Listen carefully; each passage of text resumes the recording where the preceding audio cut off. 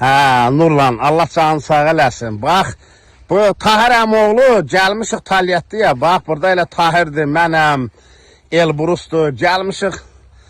Buradan məşədə elə görüşdük bir-birimizdən. Sən mənim cəmburaya bax, almaya bax, sən quran. Hə, elə bil ki, cüllərin bağınla gəlirsən.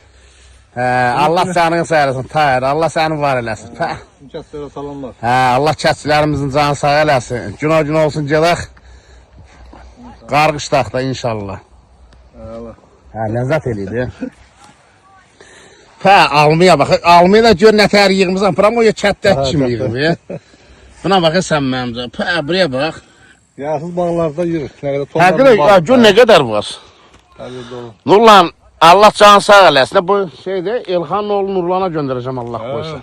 Qardaş oğlunlar. Hə, Allah canı sağ eləsin.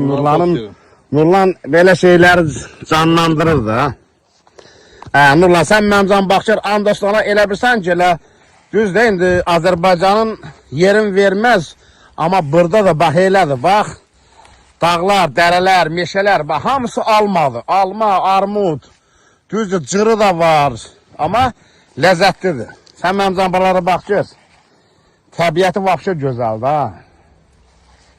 Buraya gəlir uşaqlar, hamı qarşıdaqlar, hamı buralardadır. Otu da bizim otdan. Haqqı da otlara bax, gör, gör nələr zəkir adamı. Otu deyirlər bizdə, burada otu. Hə, onun bir gözəlliyi var. Məsələn, bununla yıl sayılır. Hə, buna bax. Almaya baxın.